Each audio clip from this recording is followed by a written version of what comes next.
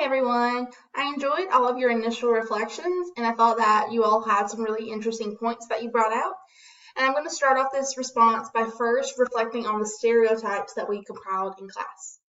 So just by looking back over this list, it's really astonishing how many of the stereotypes we talked about we can see in society today. For example, I found a grow your own gay best friend on the internet and it's probably marketed towards children as a toy. And it just reflects back to the book where one of the authors says that at an early age, we're introduced to these types of things and are already getting this kind of mindset, this language, this negativity in our mindset instilled into our brains. And it's really sad how we view people is often fueled by these different stereotypes we talked about in class and compiled. I actually didn't even realize how many there were just because it's not something I have to think about.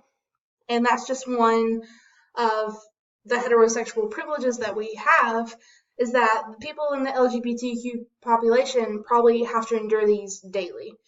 It was also interesting to see how the stereotypes for lesbians and gay men differed when it comes to masculinity and femininity. It kind of stigmatizes that all gay men are feminine and can interior decorate, while all lesbians are butchy with short hair who spend their days as a gym teacher. Clearly, that's not the case, as gender role qualities aren't always reflective of a person's gender identity or gender orientation. So the media is also a very prominent source for many, if not all, of these stereotypes. So, Amanda, in your video, you started talking about Modern Family and how certain themes and conversations are aiding in the hierarchy of marginalized groups. I 100% agree with this, and this goes back to how the media has always had a role in stereotyping and marginalizing groups.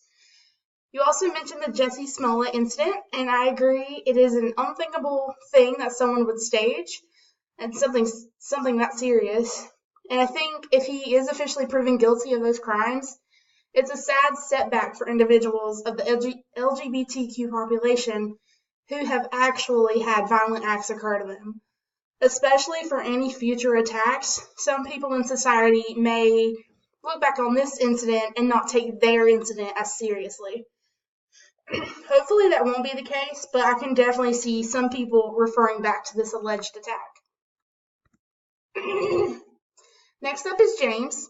Your video was very interesting to me for a couple reasons. First, I'm glad you mentioned gender roles. I definitely think they are changing and becoming more somewhat open and fluid. I've noticed a lot more sex reveal parties than instead of gender reveals. So that's just one way. And you also described the idea of masculinity versus femininity. That one. Your points were really interesting and I enjoyed your video.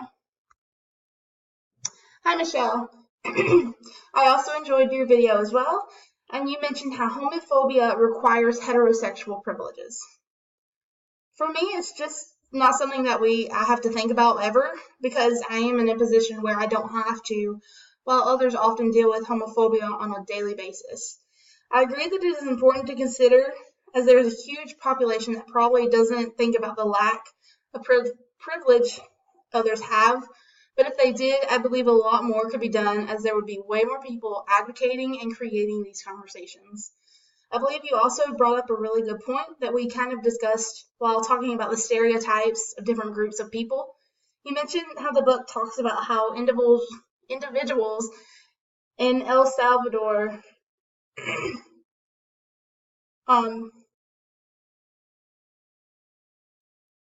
who identify as homosexual men or boys are given an ambiguous place between male and female with no clear identity. This kind of reminded me of the transgender population and bisexual stereotypes, where it was almost like they didn't have a clear identity within those groups, which I thought was interesting. And then lastly, Erin, I really enjoyed your video, and you really pulled out some of the most prevalent and interesting topics in the book, which I enjoyed and appreciated. I also like how you described the concepts you discussed, so thank you for that.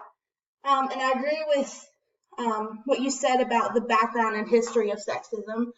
I think it's something that we don't really think about, but it's definitely still prevalent in our society today. That's all I have for you guys. Thank you so much.